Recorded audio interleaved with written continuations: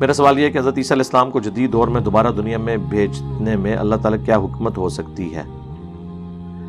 میری ویڈیو آپ اس کے اوپر دیکھ لیں، حیات مسیح اور نزول مسیح علیہ السلام۔ حکمت یہ ہے کہ اللہ نے وعدہ کیا ہوا ہے اپنے پیغمبروں کے ساتھ جو رسول ہیں کہ جب بھی رسولوں کا انکار ہوگا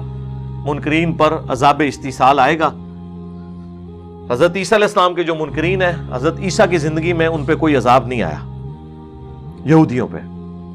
الٹا حضرت عیسیٰ کو اللہ نے بچا کے اوپر اٹھا لیا۔ پھر بعد میں عذاب آیا رومنز کے ذریعے 70 عیسوی میں، وہ حضرت عیسیٰ کے رفع سماوی کے آلموسٹ 25 30 40 سال کے بعد۔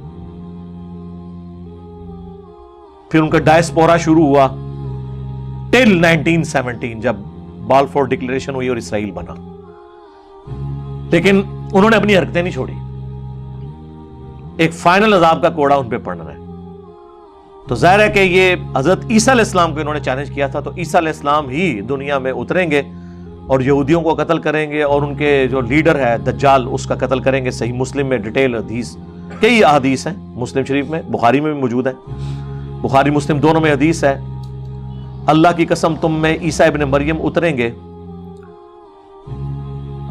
صلیب کو توڑ دیں گے، خنزیر کو قتل کر دیں گے اور جزیہ موقوف کر دیں گے، یعنی ہر طرف اسلام ہوگا، اور تمہاری اس وقت کیا شان ہوگی کہ امام تم میں ہوگا۔ اور مسلم شریف میں تو کئی احادیث ہیں، دجال اور نزول عیسیٰ علیہ السلام، اس میں میری کئی ایک ویڈیوز ریکارڈڈ ہیں، آپ دیکھ لیں۔ تو بیسیکلی حکمت یہ ہے کہ انہوں نے آ کے ان یہودیوں کی اولاد سے جنہوں نے اپنے آباء و اجداد کی روش نہیں چھوڑی، اگر وہ چھوڑے تو ٹھیک ہے، ان کے اوپر عذاب استحصال ان کے ذریعے آنا ہے، یعنی دجال کو بھی وہ قتل کریں گے اور یہودیوں کے ساتھ قتال کریں گے۔ اور اس میں وہ بخاری مسلم کی مشہور حدیث ہے کہ قرب قیامت میں جب یہ فائنل جنگ ہوگی دجال اور یہودیوں کے خلاف، تو اگر کسی پتھر یا درخت کے پیچھے بھی کوئی یہودی چھپا ہوگا تو وہ درخت اور پتھر بھی بولے گا کہ اے مسلم، یا مسلم، یا مسلم، بس آگے کوئی نہیں ہوگا انفی، دیوبندی، بریلوی، اہل حدیث، نہیں، یا مسلم، میرے پیچھے یہودی ہے، اسے قتل کر دو، سوائے غرقد کے درخت کے جو ان کو پناہ دے گا، جو اسرائیل میں کثرت سے انہوں نے کاشت کیا۔ ایک بہت بڑی جھاڑی ہوتی ہے جس کے اندر بندہ چھپ جائے تو